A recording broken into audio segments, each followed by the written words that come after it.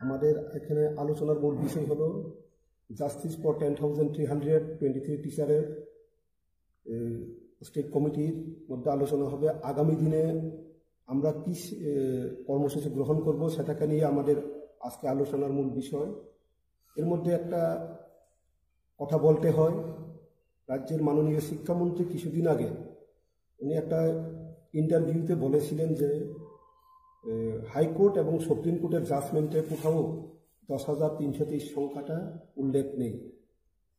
তার জন্য আপনাদের মিডিয়ার মাধ্যমে রাজ্যের মাননীয় শিক্ষামন্ত্রীর কাছে আমরা প্রশ্ন করতে চাই যে হাইকোর্ট এবং সুপ্রিম কোর্টের জাজমেন্টে কতজনের সংখ্যা উল্লেখ ছিল সেটার নামের তালিকা যেন রাজ্যের শিক্ষা দপ্তর প্রকাশ করে। এবং এখানে আর একটা বিষয় উল্লেখ করতে হয়, আমরা যখন সুপ্রিম কোর্টে কেস করেছিলাম ওই কেসে রাজ্য সরকারকে সুপ্রিম কোর্ট থেকে যখন নোটিশ করা হয় তখন রাজ্য সরকার প্রথম MA জমা দিয়েছিল, সেটার তারিখটা হলো 18 জুন 2020। রাজ্য সরকার ওই MA-তে উল্লেখ করেছিল হাইকোর্টের যে জাজমেন্ট 58টা রিট পিটিশনকে ক্লাব টুগেদার করে জাজমেন্ট দেওয়া হয়েছিল, কমন জাজমেন্ট, সেখানে শুধু 462 জন এফেক্টেড, এটা রাজ্য সরকারই জমা দিয়েছিল সুপ্রিম কোর্টের কাছে। এবং তারা যখন আর একটা এফিডেভিট জমা দেয় ওই এফিডেভিটেও 22 জুলাই 2020-এ সেই সংখ্যাটাই ওনারা উল্লেখ করেছিল যে 462 জন। তাহলে কেন সবাইকে টার্মিনেট করলো?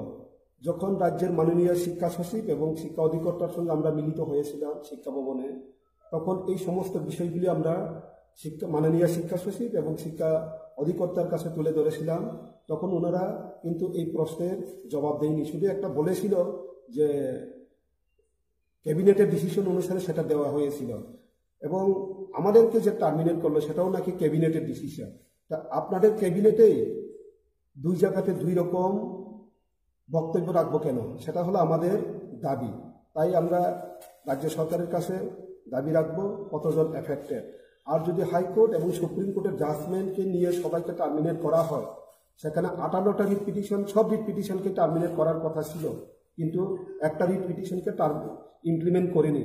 কেন সেই একটা রিট পিটিশনকে বাদ দেওয়া হয়েছিল সেটা আমরা রাজ্য সরকারের কাছে দাবি করি। এবং সেটার কোনো সদুত্তর যতদিন না পর্যন্ত আমরা পাই আমাদের আন্দোলন জারি থাকবে। এখন 1 তারিখ কোর্ট কি জাজমেন্ট দিবে আমাদের যে ধর্ণা মঞ্চ আবার পরিচালনা করার জন্য, সেটা হচ্ছে শুধু আগরতলা এরিয়ার মধ্যে। কিন্তু এখন আমরা কর্মসূচি গ্রহণ করতে গেলে আগরতলার বাইরে, সেখানে কিন্তু কোর্টের পারমিশনের প্রশ্ন নেই। আমরা ঘোষণা করেছিলাম আমাদের আন্দোলন শুধু শহর কেন্দ্রিক থাকবে না, সেটা ডিসেন্ট্রালাইজ হবে, শহর থেকে গ্রামে, গ্রাম থেকে পাহাড়ে শুরু করবো আমরা।